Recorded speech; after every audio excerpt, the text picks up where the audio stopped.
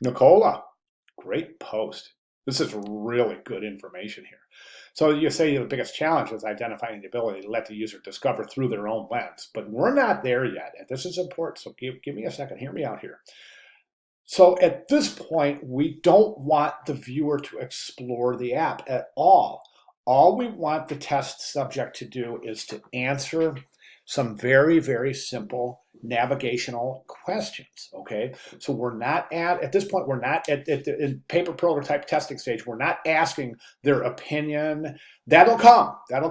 But right now, we're simply asking questions, okay? Show me where you would click to set up your user profile. Okay, show me where you would click to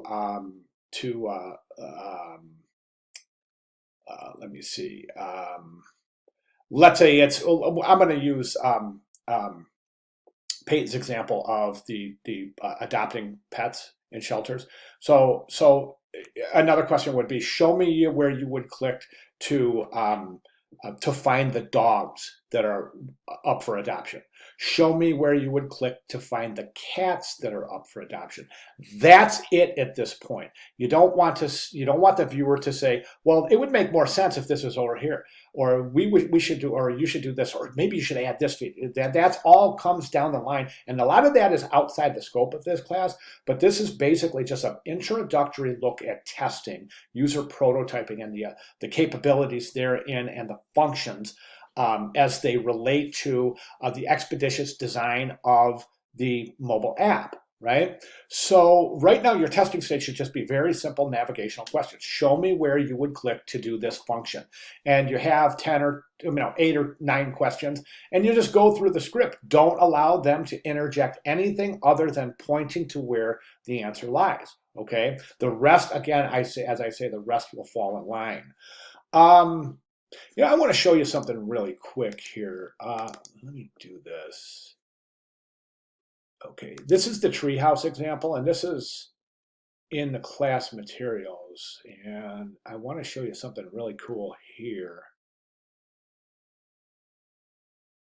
I'm going to scroll down to the bottom of this because we want to get right here. This is usability testing, and this is the actual test. This is the script. So log in. They'll be provided with a username and a password to be asked to log in. Create a profile. They need to click the profile button and their name and age and choose. So this is okay. So show me where you would click to create a profile. Show me where you would click, or show me what you would do to change the theme. Where would you go to lower the volume of sounds? Show me the process that you would do to create a new pet. Show me what you would do, the process to buy a new book. So it's very, very simple little questions like that, right? And if they're going to look at the interface, the screen, and they're going to say, either they're going to click it, get it wrong, click it, get it right, or say, I don't know. Right? So I don't know, or getting it wrong is a clear indication that that page needs to be adjusted, right? If they all get it right, that's a good page, okay? So I hope that makes sense. It's really super important. And this is a great point, Nicola. I found that the most beneficial data was the data I had not included. Good for you. Good job. That is so important. That's such a relevant statement. Yes, exactly. You're going to learn a lot from your user testing stage about the app itself. So even asking these kind of questions, just like, okay, show me where you would click to do this. Show me how you would change settings. Show me how to do this. You're going to learn a lot about it. So that's a really great point. Yeah, it's always an issue of finding test subjects, but at this point, the luxury we have at this point is we're only testing usability and navigation. So anybody can look at a screen and say, okay, and answer the question: where would you click to do this? Where would you click to do that? So at this point, it's not that important to have a firm cross section of your target market, so to speak, right? Do you see what I'm saying?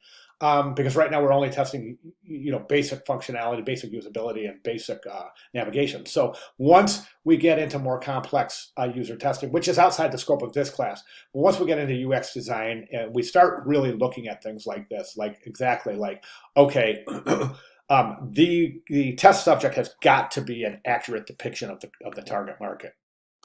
We're not there yet, though. So those really just some really interesting points. So if you have any questions at all, please let me know. But I really, really enjoyed your post. You made some really super relevant points. Thank you very much.